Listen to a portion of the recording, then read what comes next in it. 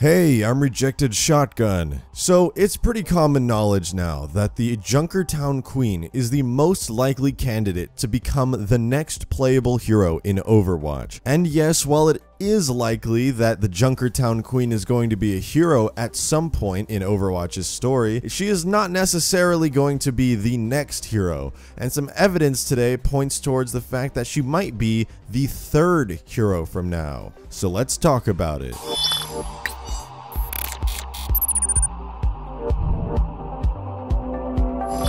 So there is a lot of info out there now about the Junker Queen, including her voice actor, as well as the drawing you probably saw in my last video that shows her character design. Well, one thing I'm sure we've all asked ourselves by this point is, if she does release as a playable hero, when will it happen? And of course, there was no way to know.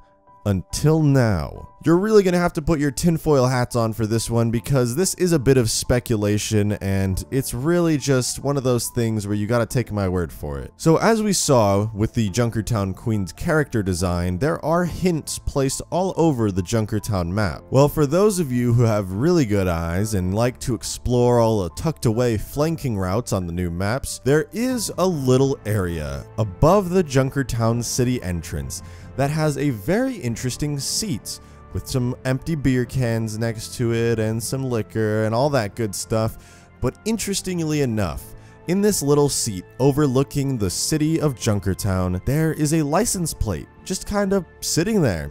Just, you know, license plates in seats. It happens all the time. It's just a normal thing. So it's just sitting there, and the license plate reads as follows: L0320J. Now, at first this might look like a regular license plate, but if you take the L and the J, which are pretty much mirrors of each other, and you just completely remove them from the equation, what you're left with is 0320, which to me is the date March 20th, 0320. And in Overwatch's strict hero release schedule, March 20th is almost right on the dot for Orissa's release, which occurred on March 21st. One day after this date. So what this tells me is that the Junkertown Queen's release date could possibly be right on the same mark as Orissa's was this year. So the Junkertown Queen might be taking Orissa's release slot for next year's March 20th hero release. Because as we know already, Blizzard likes to release the new heroes on the same date every year, kind of how we got Doomfist at the same time we got Ana last year. Now if you take a look here, this is a calendar of last year. Last year, Overwatch released, and then we got Ana's release. Now, Ana was released in July, and like I covered in one of my previous videos, there's a 4-month delay between hero releases. So 4 months after July, we got Sombra, which was in November, and then 4 months after that was March, which is when we got Orissa, and it was actually on March 21st. Now, this license plate says March 20th on it. The fact that that is 1 day away from Orissa's release date could not be an accident. That's just not how these things work. Blizzard is very tasteful with everything they put into these maps. Do you really think that they would put L0320J on accident? The L and the J are nearly mirrors of each other, almost like brackets around the date March 20th. Removing them from the equation, which seems to be the obvious thing to do when you see this license plate, literally leaves us with the date of March 20th. Which means we might be getting a completely different hero in November. We've already got Doomfist, so for July this year, we've got Doomfist, hero number 1 of 3 this year. That is Doomfist in July.